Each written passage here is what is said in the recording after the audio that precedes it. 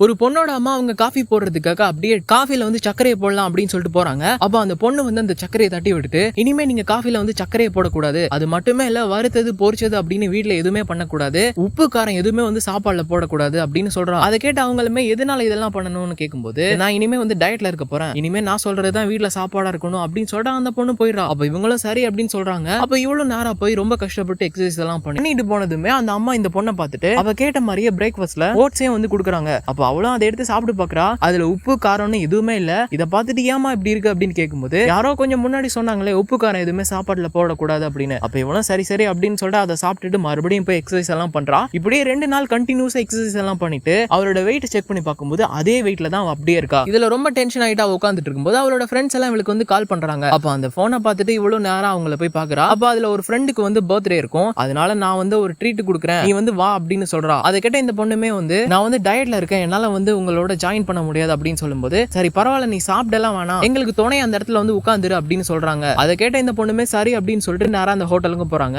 அங்க போனா அந்த 2 பொண்ணுங்களுமே நிறைய சாப்பாடு வாங்கி சாப்பிட்டுக்கிட்டே இருக்காங்க. அப்ப இந்த பொண்ணு தூரமா இருந்து அதை பாத்துக்கிட்டே இருக்கும்போது, சரி எங்களை பாத்துக்கிட்டே நீ இருக்காத, இந்த பப்ஸ் சாப்பிடு அப்படின்னு சொல்லிட்டு கொடுக்குறாங்க. அதை கேட்ட இந்த பொண்ணுமே இல்ல வேண்டாம், இதை நான் சாப்பிட்டேன்னா கண்டிப்பா எனக்கு வெயிட் ஏறிடும் அப்படின்னு, இந்த ஒரே ஒரு பப்ஸ் சாப்பிடுறதுனால உனக்கு வெயிட் ஏறாதுமா அப்படின்னு சொல்லிட்டு அவங்களும் அந்த பப்ஸை கொடுக்குறாங்க. அந்த பொண்ணு அதை சாப்பிட்டுட்டு மிச்சம் இருக்காங்க எல்லா பேக்கரி ஐட்டம்ஸையும் வந்து சாப்பிட ஆரம்பிக்கிறா. சாப்பிட்டுட்டு வந்துட்டு அவரோட வெயிட்டை செக் பண்ணி பார்க்கும்போது 6 கிலோ அதிகமா இருக்கா. இதை பார்த்துட்டு இந்த பொண்ணுக்கு ரொம்ப டென்ஷன் ஆயிருது. அதனால அவங்க ஃப்ரெண்ட்ஷிப்பே கட் பண்ணிடலாம் அப்படின்னு சொல்லிட்டு அவங்க மேல ரொம்ப கோவமா இருக்கா. பார்த்தா அதே ஃப்ரெண்ட்ஸ் மறுபடியும் கால் பண்றாங்க. அப்ப இந்த பொண்ணு அட்டென்ட் பண்ணி என்னாச்சு அப்படின்னு கேட்கும்போது, ஒரு பெரிய கல்யாண மண்டபத்துல தந்தூரி அதுக்கப்புறமா பிரியாணி போட்டு செம்மையா ஸ்பெஷலா பண்ண போறாங்க, நீ வந்துரு அப்படின்னு சொல்லும்போது, உனக்கு முன்னாடி நான் அந்த இடத்துல இருப்பேன் அப்படின்னு சொல்லிட்டு இந்த பொண்ணு அவளோட டயட்டை ஒட்டு மொத்தமா உடைச்சிட்டு நேரா அந்த இடத்துக்கும் போயிடுறான். அப்படியே இந்த ஷார்ட் பிலிமே முடிச்சிடறாங்க.